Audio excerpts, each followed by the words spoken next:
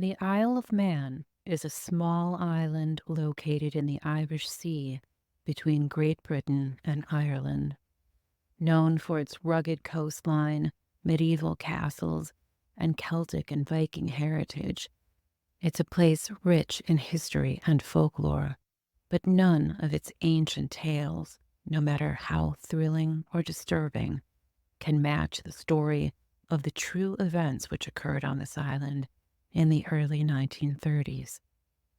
For it was in this secluded and somewhat mystical environment that one of the most truly horrifying and inexplicable events in supernatural history played out. The manifestation of a being locals called the Dalby Spook, a being which called itself by the name of Jeff. The primary figures in the Jeff saga were the members of the Irving family, who lived in a remote farmhouse called Dorlish Cashen, near the village of Dalby. The family consisted of James Irving, a retired traveling salesman, his wife Margaret, and their teenage daughter Lori, her name being the local Manx version of Mary. An elder daughter had already left the home before the events transpired. The Irvings' life was an intensely isolated one, and until the coming of Jeff, little happened to offer any diversion from the sometimes painfully ordinary events of each day. The Irving family first reported strange occurrences in September of 1931. It was then that they began to notice in their farmyard a creature described as similar in appearance to a weasel, with a small body, long bushy tail, flat nose, and yellow in color. The animals, including the chickens, seemed unbothered by the encroacher. But not long after, the Irvings began to see the creature inside the family's cottage. Unlike the farm animals, the Irvings were very bothered by it indeed. James Irving would report later that this eerie weasel, as I thought he might be, then began to keep us awake at night by blowing, spitting, and growling behind the matchboard partition of the lower rooms. The family was frequently aroused by its scratching, grunting, and rustling, which could be heard behind the distinctive wooden walls of the house, a feature that allowed for an open space for the creature to freely run through the walls of the structure. James responded to the nuisance as any farmer would to a pesky animal. He tried to kill it with poison, traps, or by trying to shoot it. Though the sounds of the thing were at first rough, muffled like animal sounds, the family found to their horror that they were quickly changing. Now they realized the thing was speaking in a human voice. Because the attempts to fell the creature continued to fail, the family finally gave in and decided to talk to it. In shock and in wonder, they listened as it talked back. The Irvings began to teach the creature, to teach this voice, and soon they were calling the creature by the name of Jack. As famed ghost researcher Harry Price would write in 1936, from that point on, this creature became an intimate and valued member of the Irving family. It wasn't long before the creature corrected their name for it, however, telling the family its name was Jeff, spelling it G-E-F. It went on to tell them that he was in fact not a spirit but a mongoose, and that he had been born in India in 1852. But Jeff wasn't just any mongoose. He told them, "I am an extra clever mongoose." Later, he would change that story, claiming, "I am a ghost in the form of a mongoose." Jeff's interactions with the family grew increasingly complex and bizarre, ranging from playful banter to alarming threats. The family began to keep a diary to record all of the creature's vocalizations and activities, a collection which would stun later investigators in the case. Jeff told the Irvings, "I shall haunt you with weird noises and clanking chains."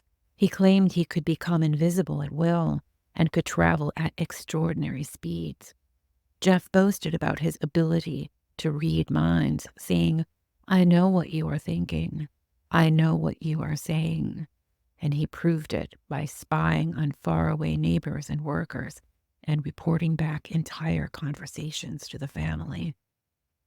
Jeff often stated his role in protecting the Irving household, saying, "I'll follow you wherever you go. If you are ever in danger, I'll protect you." Jeff claimed that he helped the family by killing rats and mice in the house, and he once said, "I catch the mice for you."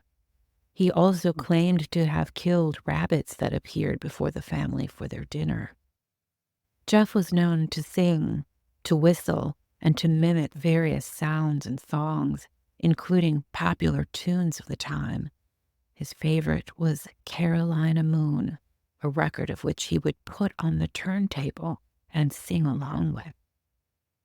He imitated animal sounds and the voices of the family members. He often mimicked the family's conversations and even their accents. He once remarked, "I have 3 senses, but I have no soul, no soul." Jeff sometimes spoke about the afterlife and spirits. He described himself as being in between the spiritual and physical realms. Sometimes his cheerful or insightful commentary turned dark and menacing. He once said, "I could kill you all if I liked, but I won't." One of the most bizarre and infamous of Jeff's many statements was, "I am a freak. I have hands and I have feet, and if you saw me, you'd faint. You'd be petrified, mummified, turned into a pillar of salt." Jeff's hot and cold relationship with the family, his ever-changing moods of helpfulness and hate, may remind many of stories of the fairy folk or fae. Like the fae, too, Jeff also liked edible niceties such as biscuits and chocolates, which the Irvings would leave out for him at his request. From the beginning, the thing called Jeff seemed to have a particular attachment to Vori, the teenage daughter. A news article described an incident in which early on in the disturbances, the Irvings decided to move Vori's bed into their own bedroom as they were concerned about the fact that the thing seemed to hone in on her. Jeff apparently overheard their discussion and their plans because a voice blared from behind the wall, "I'll follow her wherever you move her."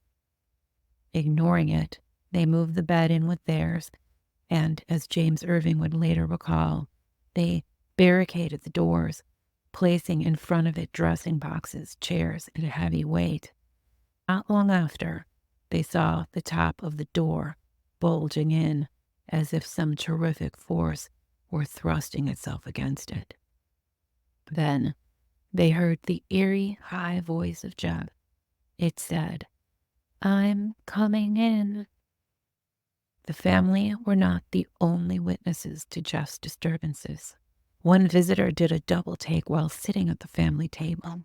When questioned about his open-mouthed stare, he said he could have sworn he'd seen a white cat jump from the lap of one of the family members. Another day, a group of men was working on a nearby road when they broke for lunch. After eating, one of the men threw a scrap of bread into an adjacent field. They all watched in wonder as the bread was seen to move on its own. On another occasion, one of James's cousins was plowing his own land on the island when a rock came hurtling over a hedge. A swift investigation revealed no one to be seen anywhere. Later, Jeff claimed responsibility for the attack. Several notable investigators visited the Irving farmhouse to study the phenomenon firsthand. Among them were Harry Bryce, the well-known British psychic researcher, and Nandor Fodor, a Hungarian-American parapsychologist. In the winter of 1932, Price received word of the bizarre happenings at the house from a local. He later wrote, "My correspondent informed me that a farmer friend of hers, a Mr. James T. Irving, had discovered in his house an animal which, after a little coaxing, had developed the power of speech and was practically human except in form." During their own later correspondence, James Irving invited Price to come and see the creature himself. Deeply skeptical, but nonetheless intrigued, Price made the journey to the Isle of Man and found his way to the Irvings' cottage, only with great effort. It sat at the top of a steep grade running up from a distant town. No road allowed vehicle access, and there was no electricity and no telephone. Lamps still burned with the aid of petroleum. It all seemed eerily lost in a former time. Price was well known for his rigorous approach to investigating paranormal phenomena, employing scientific methods and a healthy dose of skepticism. By the time he took an interest in Jeff, he had already made a name for himself investigating other famous cases, such as the case of Borley Rectory, dubbed the most haunted house in England. His reputation lent a degree of credibility to the investigation of Jeff, which many had dismissed as an elaborate hoax. Price had brought along with him R.S. Lambert, a colleague and fellow researcher, on his visit to the Irving farmhouse. They spent several days there, meticulously documenting their observations and interviewing the family. Price's methods were thorough. He examined the house for any evidence of trickery, such as hidden speakers or secret passages that could explain the mysterious sounds and voices attributed to Jeff. Like others before and after, he found the strange walls significant, the fact that an open space ran entirely around the house behind them. But upon their arrival, the Irvings told the pair that Jeff had, rather conveniently, disappeared. Despite their pleadings throughout the stay, Jeff did not speak or cause any disturbances. But Price took detailed notes and photographs of the house and its surroundings and collected samples of what the Irvings claimed were Jeff's hair and footprints. These samples were later analyzed in London, but failed to provide any conclusive evidence of Jeff's existence. After returning home, Price received a letter from the Irvings, which included Jeff's own statement that he had not appeared during the investigators' visit because Lambert did not believe in him. Price and Lambert went to work documenting their findings and publishing them in a book, The Haunting of Cashens Gap, in 1936. The book presented a balanced view of the case, detailing the strange occurrences reported by the Irvings and the investigators' own experiences. In his summary, Price left the case open-ended. He leaned toward belief that the episode was a hoax, but not one orchestrated for money.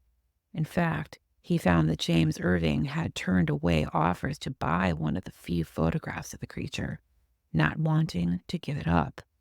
He had also hung up on a theatrical agent who'd offered $50,000 for the story, a mammoth sum of money at the time. Nandor Fodor, another famous investigator into the unexplained, also traveled to Cashens Gap to spend some time with the family in hopes of observing the creature in action. A trained psychologist, he would come to conclude that Jeff was real, that is, that he was an actual talking animal. But later, he changed his mind, positing that Jeff was very real indeed, but a sort of split-off aspect of James Irving's psyche, which he had unconsciously manufactured to deal with the depressing reality of his dead-end, remote life on the Isle of Man. Other investigators, both amateur and professional, would visit the site and interview the family, but none were able to provide definitive proof of Jeff's existence. And yet Jeff's interactions with the family were at full force throughout it all, with James recording in the family's diary the surreal things that each day brought them. One day in May, James wrote that the invisible creature, quote, took hold of my fingers with his hands several times, and that ma'am, Mrs. Irving, had her fingers in its mouth and could feel his teeth. The Jeff phenomenon gradually faded from public attention as the years passed. James Irving died in 1945, and Margaret and Vory moved away from the farmhouse. Vory, who had been the center of much of the speculation, maintained her innocence and insisted that Jeff was real until her death in 2005. The tale of Jeff has left a lasting legacy in popular culture. The story has been the subject of numerous books, articles, and documentaries, each offering different perspectives and interpretations. It has also inspired works of fiction, including novels, short stories, films, and plays. Over the years, numerous theories have been proposed to explain the mystery of Jeff. These theories can be broadly categorized into three main groups: natural explanations, psychological explanations, and paranormal interpretations. One of the simplest explanations is that Jeff was a hoax, perpetrated by the Irving family itself, either for attention or financial gain. Skeptics argue that the family could have used ventriloquism or other tricks to create the illusion of a talking mongoose. Some suggest that Vory, the teenage daughter, may have been the primary instigator, using her talent for mimicry to produce the strange voices and sounds. Another natural explanation is that Jeff was a wild animal, such as a mongoose or a weasel, that learned to mimic human speech. Strangely enough, mongooses were brought to the island before the Irvings' tenancy there, and they had been occasionally seen in the area and still are today. While this theory is theoretically possible, it is highly unlikely given the complexity and fluency of Jeff's speech, as well as his reported supernatural abilities. Psychological explanations focus on the mental and emotional state of the Irving family. Some researchers believe that the family, particularly James Irving, may have been suffering from a form of collective delusion or mass hysteria. The theory suggests that the isolated and stressful environment of the farmhouse, combined with a predisposition to believe in the supernatural, led the family to experience and interpret ordinary events in extraordinary ways. Another psychological theory is that Jeff was a manifestation of a poltergeist, typically associated with physical disturbances and unexplained noises, and even disembodied voices. They often occur in the presence of a specific individual, usually an adolescent or teenager. In this case, Vory could have been the focus of the poltergeist activity, with Jeff representing a physical manifestation of her unconscious mind. For those who believe in the paranormal, Jeff is seen, by some, as a genuine supernatural entity. Some proponents of this view argue that Jeff was a spirit or a ghost that took the form of a mongoose to communicate with the Irvings. Others suggest that Jeff was a type of elemental or nature spirit, a creature from folklore that inhabited the land around the farmhouse. Still others are firm in their conviction that Jeff was a demonic manifestation, possibly brought forth by inappropriate family relations. In fact, a number of researchers have speculated that incest between James and Vory may have been part of the Jeff case, a theory found in similar cases of so-called talking poltergeists, like that of the Bell Witch of 19th century Tennessee. Such theorists wonder if some intense psychophysical situation was caused by abominable relations between father and daughter, or if such relations opened the door for a demonic infestation or other diabolical infiltration of the Irving family. Another paranormal theory posits that Jeff was an example of a tulpa, or thought form, a concept from Tibetan mysticism. According to this theory, Jeff was a being created by the collective thoughts and emotions of the Irving family, given form and consciousness through the power of their belief. On a hunch, I looked up the name Jeff to see whether it was associated with any known gods or demons, and sure enough, I found that it's the root of the name of the Norse goddess of farming, Gefjon. Gefjon is also related to the goddess Freyja, also known as Gefn, a goddess of, among other things, sex. I found this fascinating because although Jeff pronounced his name like the typical nickname for Jeffrey, Jeff, he was very specific about how his name was spelled, Gef. Harry Price was one of many to suggest that Jeff resembled old tales of witches' familiars, demons or fairies who took corporeal form in order to do the bidding of their masters. Familiars typically take the form of domesticated animals such as cats or dogs, and of course, folklore around the world is rife with the black felines and canines at the sides of spellcasters both ancient and modern. But a little digging will uncover more than one account of familiars taking the form of creatures resembling ferrets or mongooses. During a witchcraft trial in 1582 Britain, testimony revealed that an accused witch kept her familiar, a being that looked like a ferret, in a cookpot. Just a handful of years later, in 1589, accused witch Joan Prentice told the court that a ferret had appeared to her and asked for her soul. It would be found that there had been disturbances reported on the Irving property before the appearance of Jeff, and even before the Irvings moved in. Workers doing repairs to the property in 1916, the year the Irvings purchased it, had refused to sleep in the house during the days they worked there, claiming that it was haunted.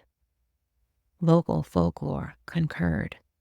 For years earlier, an urn of black ashes had been found on the property. The workers who'd found it had buried it in the hedgerow. Some years after, a man hunting rabbits followed what he thought was a rabbit into the hedge and found the burial site. He began to pull out the stones and dirt that marked the spot to see what lay beneath, and felt something pushing back at him from inside of the earth.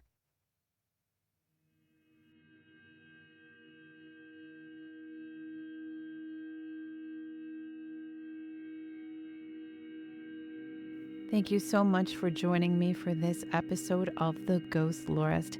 This is Ursula Bielski, and I'm so grateful for you being here each week to listen to my stories.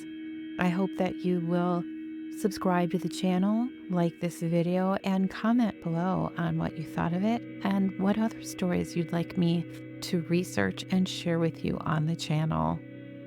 Your support really does mean everything to me and keeps me going, and your comments really help YouTube to share my stories with others that might enjoy them. I will see you next time on The Ghostlorist. Until then, remember to pray for ghosts. And good night.